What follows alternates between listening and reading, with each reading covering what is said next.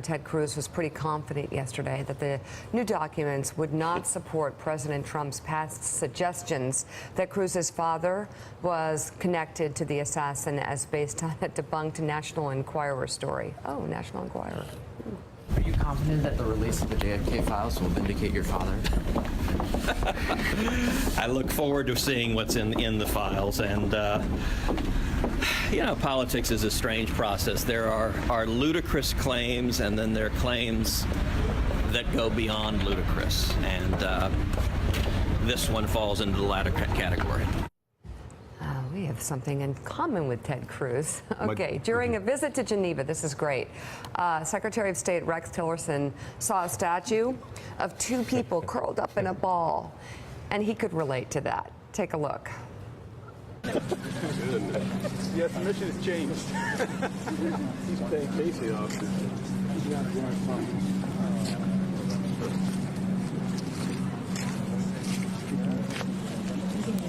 Yeah, it's, some days I feel like I need to do that.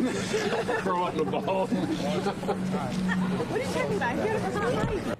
We are reassessing our views of Secretary of State Tillerson. We have all decided we like Rex Tillerson very much. Yeah, we're shallow. Yeah, we are. No, we always have. And Right. I don't like the way he's been treated. He hasn't been given a staff. He's been given no ability to do his job. He's been undercut, cut off at the knees, as Bob Corker would. But it's ridiculous what has happened in the State Department. Can I go back to Cruz for a second? You know, Joe, I know you were very close with your dad, as I was, and our dads are deceased.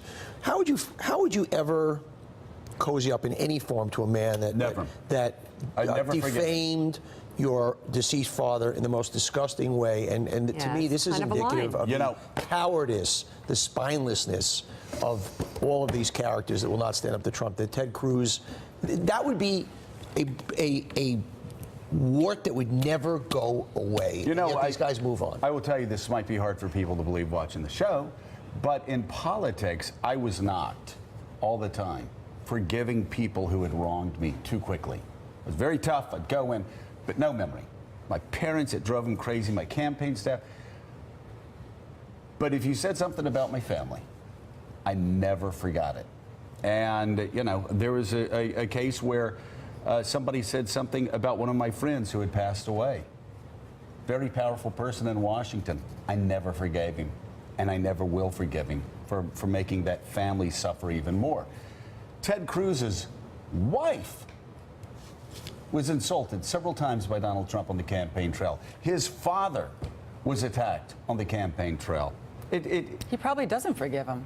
That's why people don't like politics, because it's like it's not real. In his heart, I don't think he forgives him. But that's the point. What kind of man are you that you then can just show one face?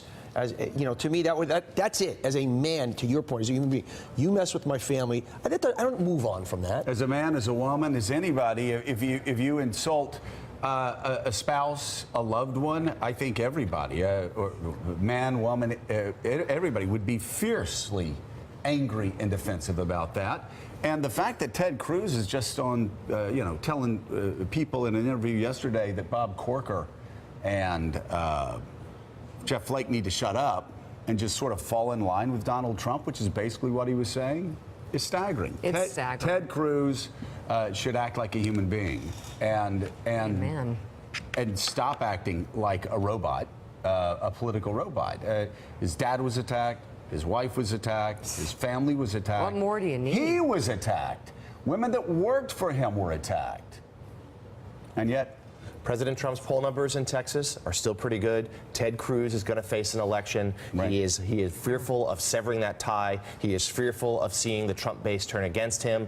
And for those cynical, so are you saying that his poll numbers are more important to him than his wife and his father? I'm not going to speak for the senator, but that would be just kind of robotic and sad. There's a political calculation behind everything a senator, not just Ted Cruz, but any senator would say. He is clearly, at least for now, willing to put up with the personal and political insults in order to try to safeguard his future in the Senate. If Donald Trump has taught politicians anything, positive, we're going to find something positive to say about Donald Trump today, so maybe you can open your eyes and smile. If Donald Trump has taught politicians and political writers anything, it should be that it's okay to go against the grain, right? Yeah. It's okay to not blindly fall poll numbers. It's welcomed. Donald Trump was at 2, 3, 4%, was never going to win, and he defied expectations because he didn't play by the rules. Right.